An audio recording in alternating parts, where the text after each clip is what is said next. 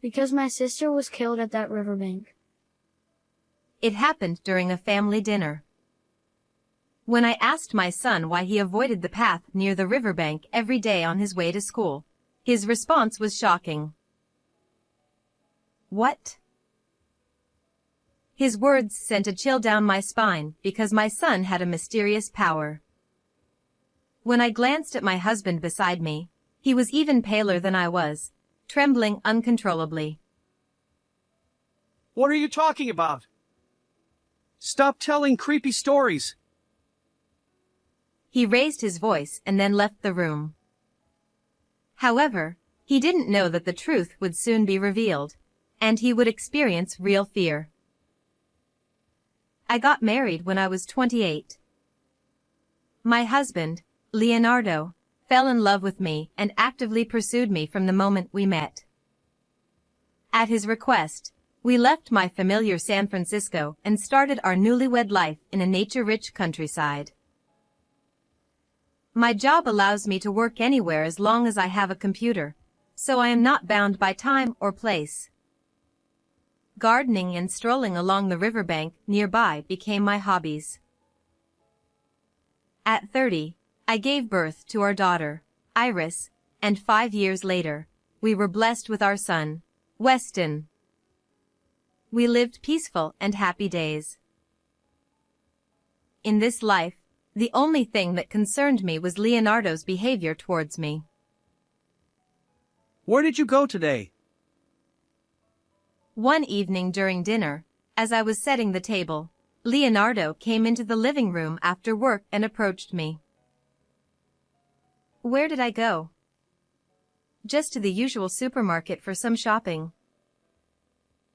When I said that, Leonardo placed his bag on the sofa, loosened his tie, and for some reason, looked me up and down. You went to the cafe near the city hall, didn't you? Why are you hiding it? I didn't mean to hide anything. I ran into a friend at the supermarket entrance, and since we had some time, she invited me for a coffee. According to Leonardo, one of his colleagues who went out for lunch happened to see me and told him about it. Leonardo, who works at the city hall, has always been meticulous and wanted to keep track of my actions since we were dating. Don't lie to me. Of course not. This was our usual interaction, and I fully understood that Leonardo asked these questions out of deep love and concern for me. However, to our 7-year-old daughter Iris, it seemed like Leonardo was accusing me. Whether I was cooking, cleaning, or relaxing on the sofa, she would cling to me and never leave my side. I found the way Leonardo and Iris vied for my attention both a bit troubling and endearing. But then, an incident occurred that shook our daily life. It was around the time when the end of summer could be felt. On a slightly windy day after a hurricane had passed, Leonardo suggested we go to the nearby riverbank. Hey, isn't it dangerous with the river still swollen? We don't have to go today. I opposed the idea, but Leonardo insisted. Today is the only day I can take off. He didn't seem to want to change his plans. And I want to get closer to Iris. Hearing that, I didn't want to miss the opportunity. I thought it was a chance to bridge the gap between Iris, who was always clinging to me, and Leonardo. I couldn't disregard Leonardo's effort to cherish family time amidst his busy work schedule. In the end, the 4 of us decided to go out together. After arriving at the riverbank, we unloaded the gear from the car. I started preparing for the barbecue with Weston, who was 2 years old, on my back. Iris helped carry the tools and food. Leonardo set up a small tent and placed our belongings inside. We'll go swimming in the river until the food is ready. He took Iris by the hand and walked towards the riverbank. However, a few minutes later, Iris is drowning. "What?" At Leonardo's scream, I dropped the skewers and tongs I was holding and ran towards the river. I reached out, and for a moment, I saw Iris's distressed face before she was quickly swallowed by the deep and complex currents of the river. I immediately ran back to the tent to call for help, searching for my phone in my bag, but I couldn't find it. "I was sure I put it here, so why?" Meanwhile, Leonardo was running along the river, chasing after Iris. I followed him, shouting Iris's name until my voice was hoarse. At that moment, I saw someone walking along the riverbank. I explained the situation and borrowed their phone to call for help. A search for Iris began immediately, but by the evening, when she was found downstream, Iris had already passed away. In just a moment, Iris's life ended. Unable to accept reality, I was in a daze, overwhelmed by the sudden loss of Iris. Leonardo, taking my place, calmly made the arrangements for Iris's funeral. I was grateful for his composure and found it reassuring, but I was in such deep despair that I couldn't even express my gratitude. I couldn't eat, and time just passed by. However, after a few days, I noticed something. Strangely, whenever I cried thinking about Iris, Weston would start crying too. And when I looked at photos of Iris with fond memories, he would be in a good mood by my side. It feels like he understands my feelings. At first, I thought it was just a coincidence, but after experiencing it several times, my sorrow began to ease just a little. I can't keep being sad forever. I have to raise Weston well, for Iris's sake too. I vowed to cherish the future I would walk with Weston. 5 years passed, and Weston was now 7 years old. One day, while the three of us were having dinner, I remembered that Weston's teacher had called earlier that day. "Weston, the school called and said you haven't been using the path near the riverbank to go to and from school. They recommend using that path, and the other roads have a lot of cars and are dangerous, so I want you to use that path." I tried to convey this as calmly as possible, without getting angry. Why don't you follow what you're told? Stop doing things that make your mother worry.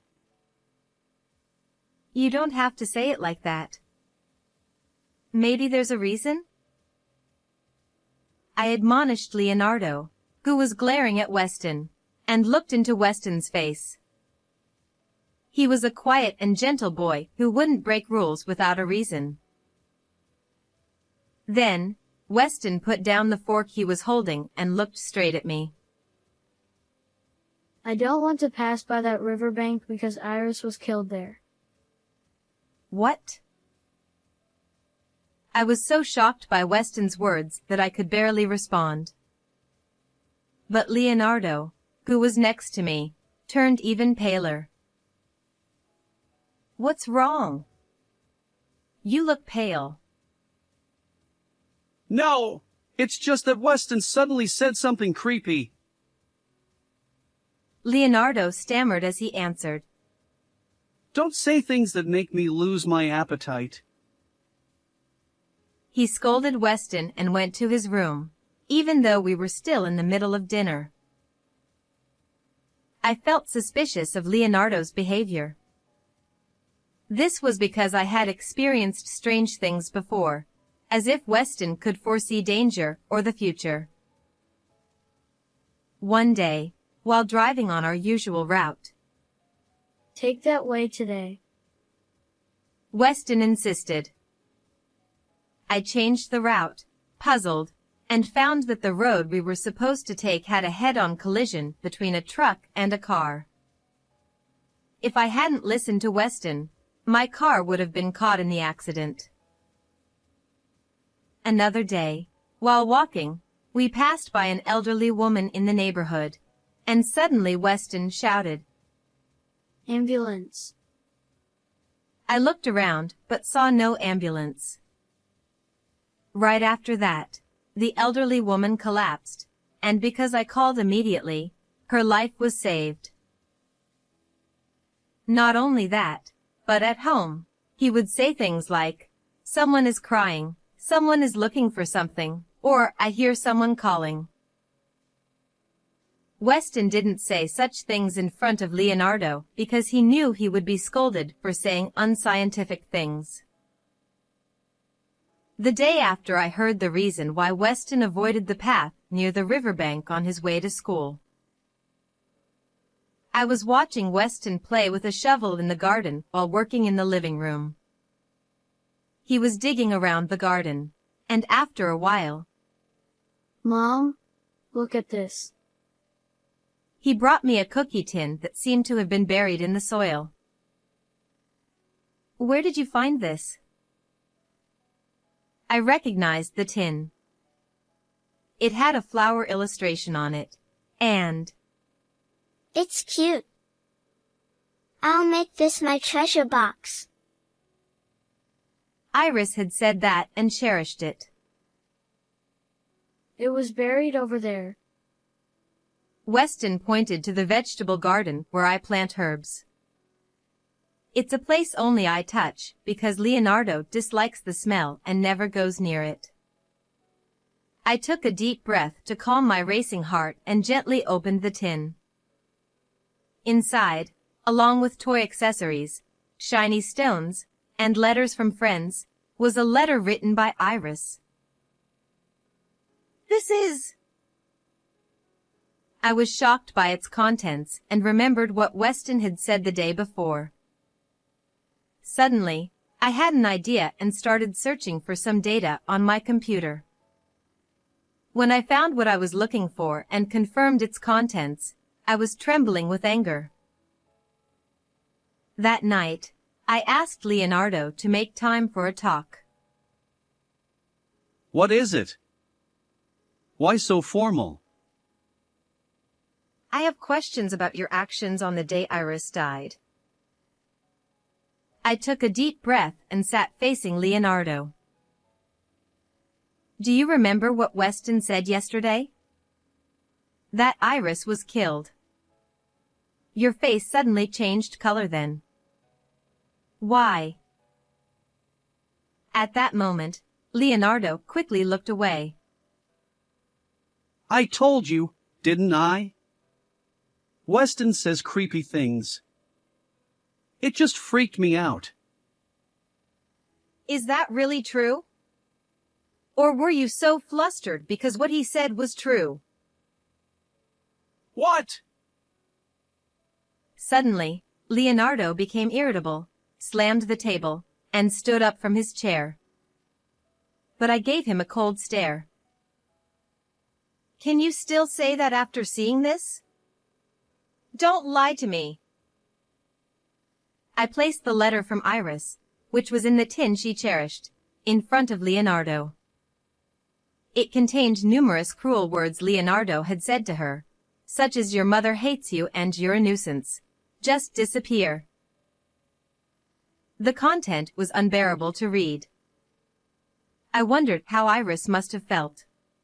Her newly learned English was clumsy, but the content was so inappropriate that it brought me to tears many times. However, Leonardo glanced at Iris's letter and laughed mockingly. This is just Iris's delusion. Do you have any proof that this is true? I didn't answer that and silently opened my laptop.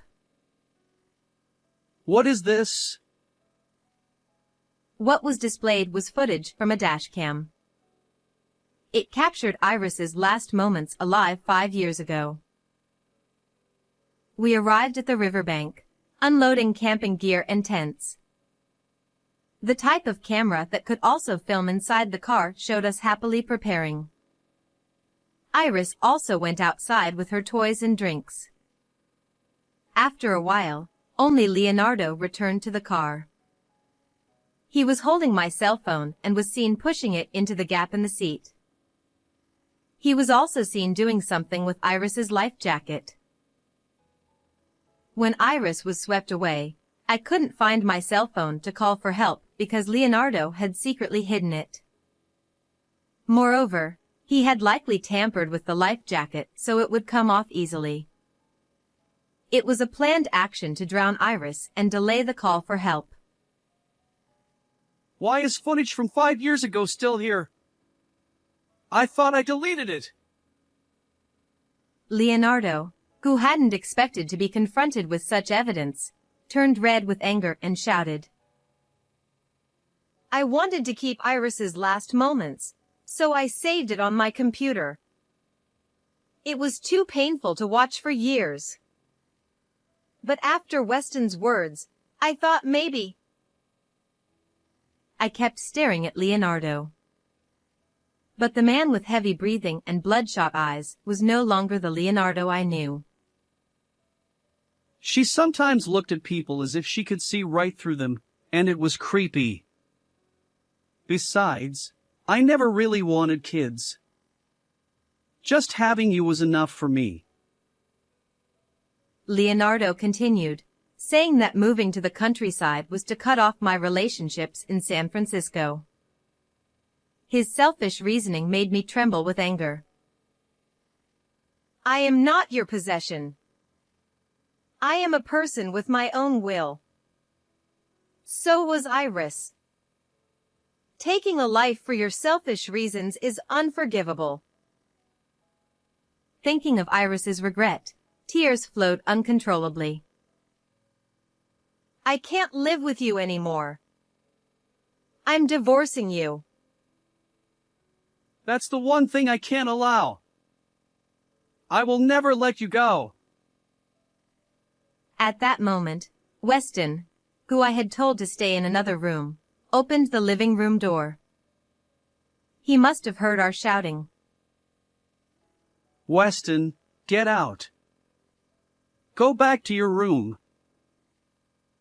Leonardo shouted angrily, but Weston, unafraid, stared at him intently. Dad, let Mom go. The moment Weston's quiet voice echoed in the living room, I was startled. It sounded like Iris's voice. Leonardo was also shocked, his eyes wide open. I knew you hated me. But did you hate me enough to kill me? Leonardo turned pale and began to tremble. Stop it! You drowned me in the river and thought you could stay with Mom forever? Stop it! Please! Leonardo cried out, clutching his head and collapsing to the floor, muttering repeatedly. I'm not wrong. I'm not wrong. I hugged Weston tightly. Surely, Iris was also within him. I love both Iris and Weston. I'm sorry I couldn't protect you from your father. I understand how you feel, Mom. Don't worry. But I wish we could have spent more time together. Weston said with a slight smile, his face overlapping with Iris's image. Encouraged by that smile, I turned to Leonardo. Please atone for your sins properly. And apologize to Iris. I called the police on the spot, and Leonardo, with his head hung low, was taken away. After that, Leonardo was arrested and sentenced to a long prison term for driving our child to death. I divorced him and demanded $150,000 in alimony and child support, which was paid in full from the division of property, ending my relationship with Leonardo. 5 months have passed since then. I am spending quiet days with Weston. He no longer avoids the path near the riverbank and has stopped making strange remarks. I had avoided the river since Iris disappeared, but recently, Weston and I often go for walks there again. When we reach the riverbank, it has become a habit to float flowers we picked along the way down the river. Do you think these flowers reach Iris? Of course. I'm sure she's happy. As I gaze at the sparkling water surface, Iris's smile comes to mind. Like this gently flowing river, we too will walk towards a happy future. How did you like this story? Please subscribe to the channel. See you in the next video.